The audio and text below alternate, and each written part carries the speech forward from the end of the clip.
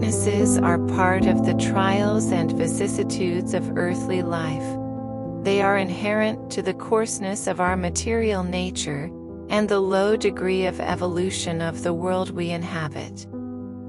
The passions and excesses of all sorts sow in us unhealthy seeds, often hereditary. On worlds that are more physically or morally advanced, the more purified and less material human organism is not subject to the same infirmities, and the body is not silently undermined by the devastation of the passions. Thus, we must resign ourselves to endure the consequences of the environment into which our less evolved nature has placed us, until we merit a transfer. While waiting for this to happen, it should not keep us from doing what depends on us to better our current situation.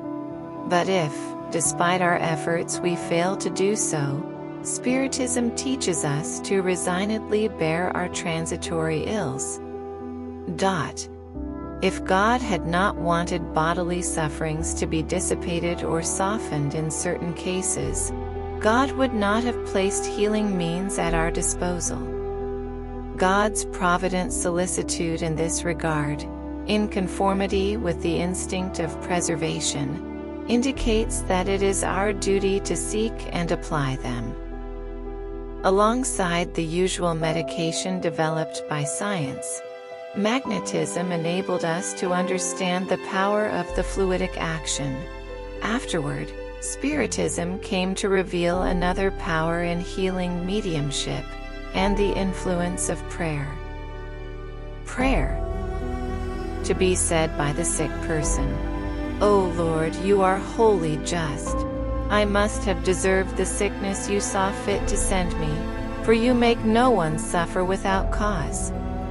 I deliver myself to your infinite mercy to be healed. If it pleases you to restore me to health, may your holy name be blessed. On the other hand, if I must suffer some more, may your name be blessed just the same. I surrender myself without complaint to your divine decrees, for everything you do can have no other purpose than to be for the good of your creatures. O God, enable this sickness to be a healthy warning to me, and to lead me to make a self-assessment.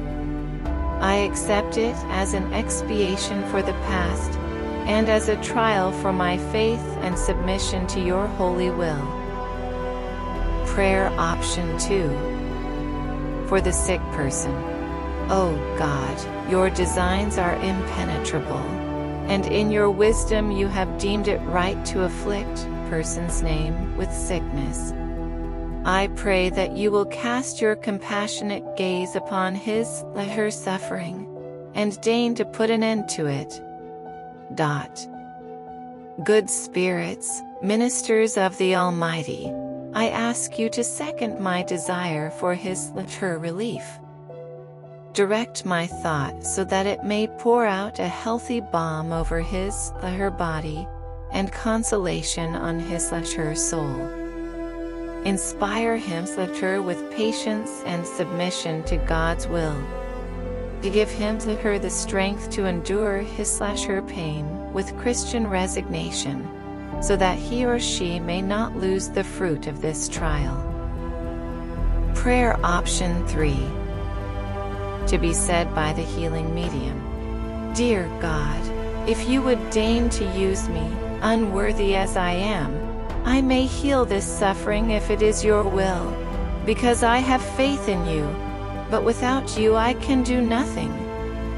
Allow good spirits to bestow their health-giving fluid on me, so that I may transmit it to this sick person, and keep from me any thought of pride and selfishness that may alter its purity.